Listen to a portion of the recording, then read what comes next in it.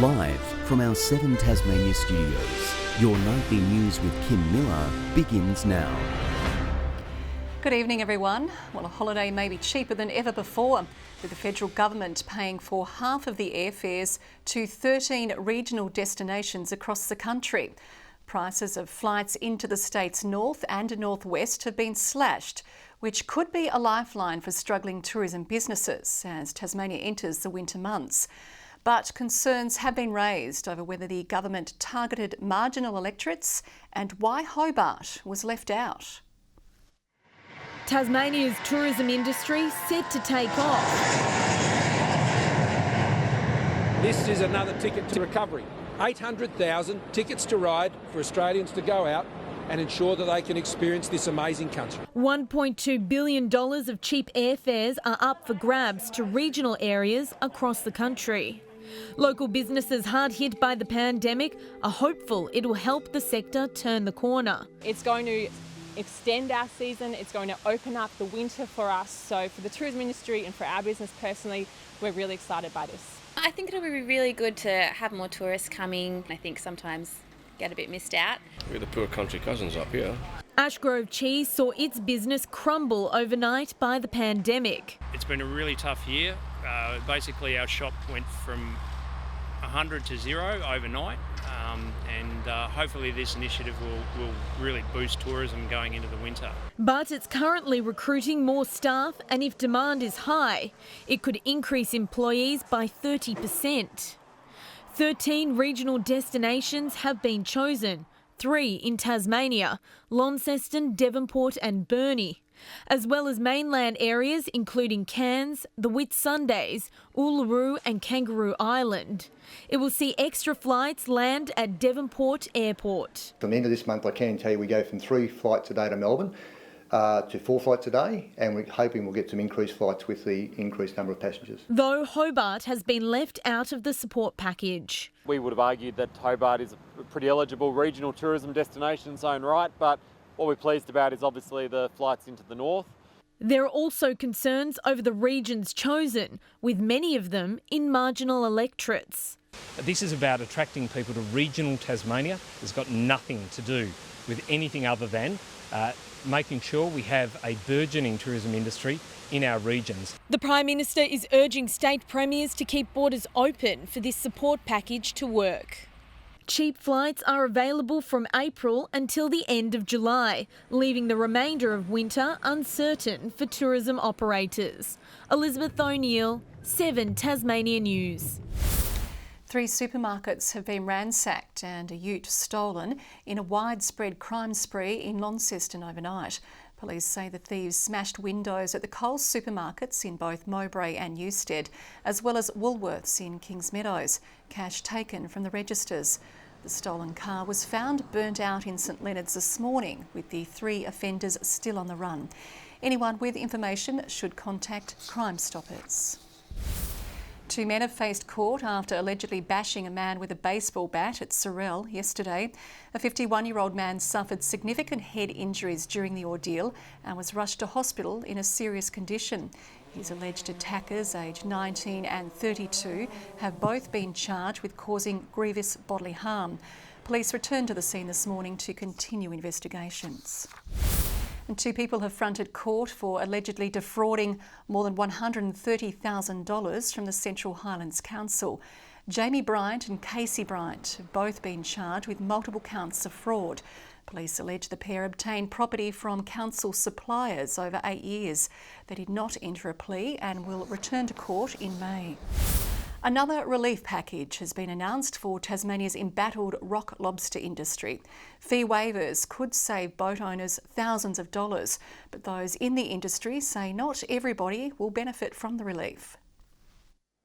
With things in the fishing industry looking rocky, urgent action is needed to give it legs. This package of support, it's in response to the challenges, the difficulties as a result of COVID-19 and access to the global marketplace. Fee relief is on the way, particularly for rock lobster fishermen. Cash flow is paramount for a lot of our members at the moment.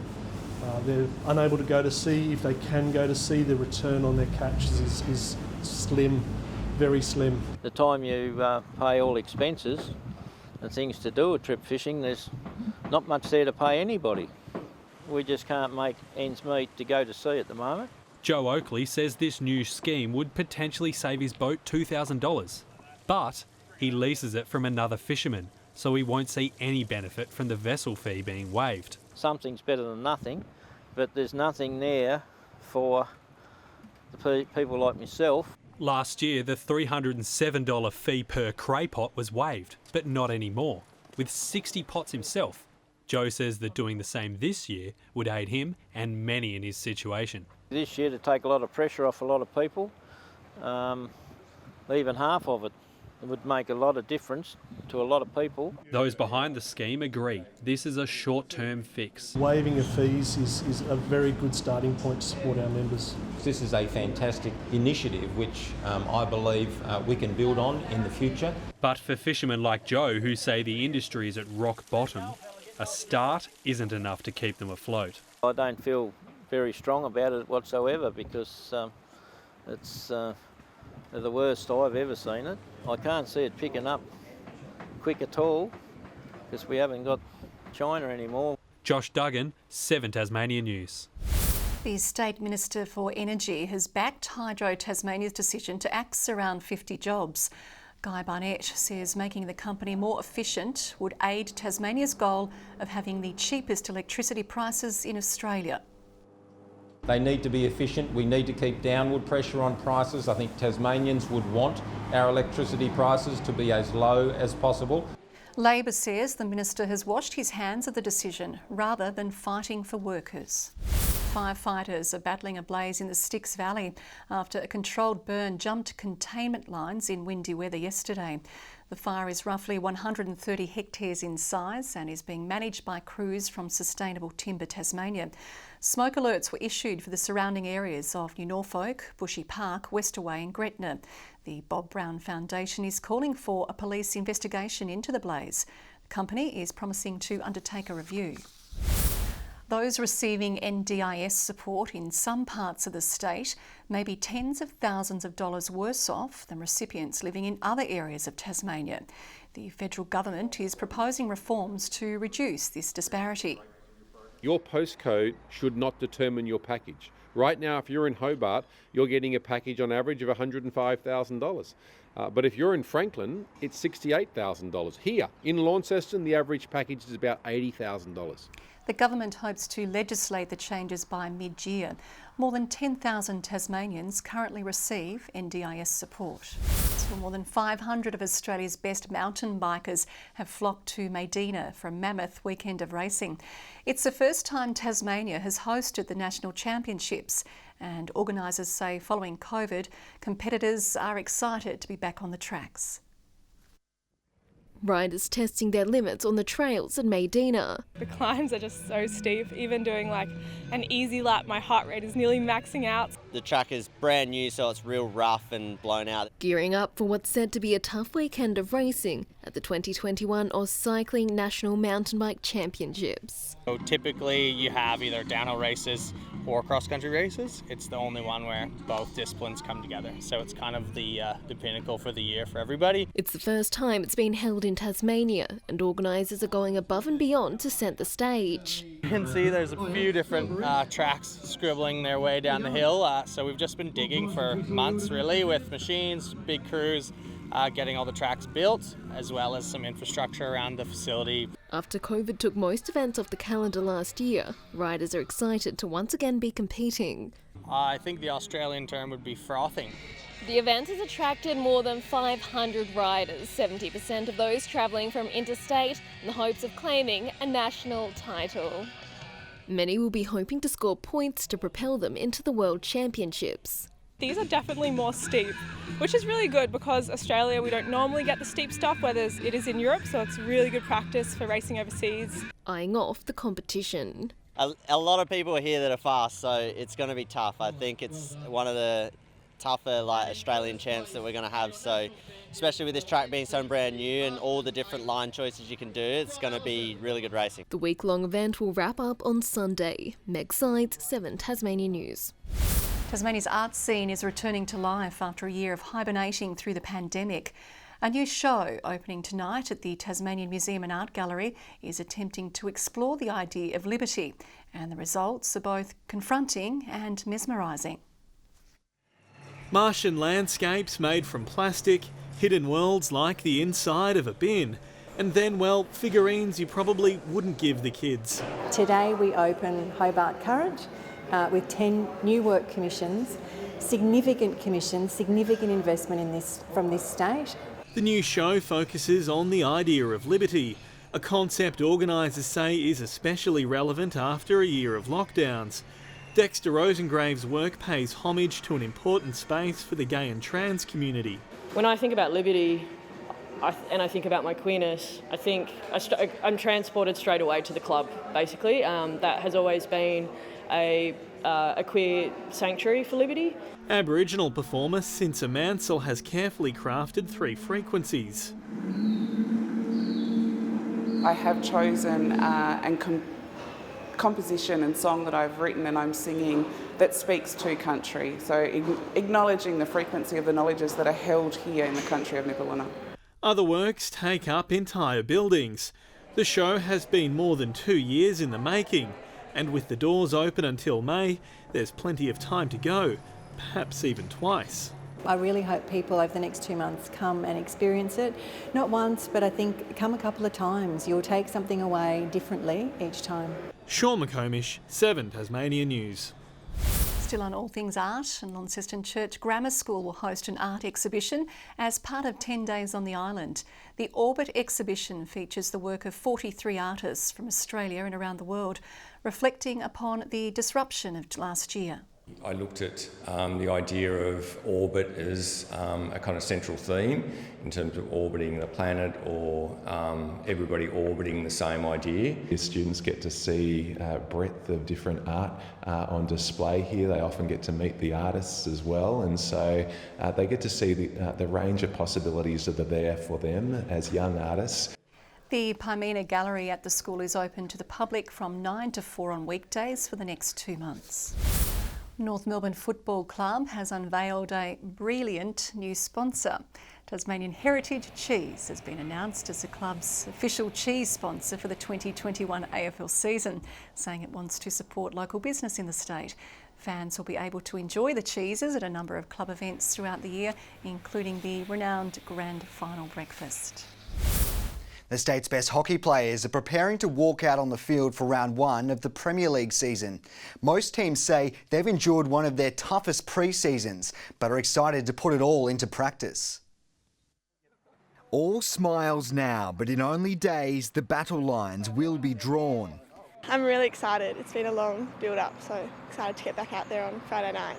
Pre-season all but finished. Now the thrills and spills of Premier League hockey will again take centre stage in what's hoping to be a more stable 2021 season. Fingers crossed we can get the full season away without any more disruptions. For University, this campaign is all about redemption, looking to avenge last year's heartbreaking grand final loss. There's a couple of big holes to fill, but pretty confident the younger guys that are coming up are going to do the job for us. It's an entirely different situation for the OHA women, buoyed by their first title in 3 back-to-back grand final appearances, but they are adamant motivation within the group has not died. We've tasted the gold and we definitely want more, so we're going to keep trying and we're going to work together as a team to get it again this year. Diamondbacks spent all of last year languishing at the bottom of the table, but their captain says a year of experience in the top grade has his young side full of optimism ahead of round 1 this weekend. Towards the end of the season, they were really sort of used to the high level of pace and skill, so I think they're really ready to step up. And Tasmanian All-Star Mile contender Stilla Star has began her long voyage to one of Australia's richest races. Trainer Bill Ryan says he feels surreal, but optimistic the 4-year-old mare can match it with the best this weekend. After months of build-up and anticipation, the moment has nearly arrived. Stilla Star preparing for the biggest race of her career. It's actually going to happen. It's I find it quite surreal, really. The mare has never ventured into state or entered a Group 1 race, but on Saturday she'll be tested against racing's elite for the All-Star Mile at Moonee Valley. It's a $5 million race against the best horses in the country. It doesn't get any better. Though minor injuries in the lead-up have posed a problem, so too the luckless draw of barrier 15. They usually only run 14, so that's how good it is. It's going to make it awkward. But, you know, you just got to deal with barriers, you know, there's nothing you can do about it. A whole cavalry of supporters will be cheering her on, along with stablemate Shaborn Renegade, who will line up in race 1. I reckon that we'll probably have 100 plus people there on the day. Still a star, certainly an outside chance, but so too was another Tasmanian horse 2 years ago, and we know how that story ended. She is what dreams are made of. Mystic Journeys won the All-Star by a length and a quarter. Regardless of the result, she'll have the backing of an entire state. Good evening, everyone. Ooze recorded the high today with 27 degrees, Launceston 25, Hobart, Burnie and Devonport all 21. Flinders Island 25 today, 24 for Grove and also the Friendly Beaches. St Helens 23, 22 at Smithton, Lowhead and Maria Island. Lyowini not the lowest today, 21 degrees. King Island 20 and Strawn 19. Patchy cloud is seen here over Tasmania today with a little high cloud across the south. Thunderstorms are active over the north of the continent as well as New South Wales. Middle level cloud is over southern WA and a strong cold front sits further to the south. Tomorrow the high will move closer to New Zealand as a cold front approaches to the west of Tasmania. Low pressure troughs linger about the country. Variable winds 5 to 25 knots increasing to 10 to 30 knots during the afternoon, stronger in the east, swells up to 2.5 metres.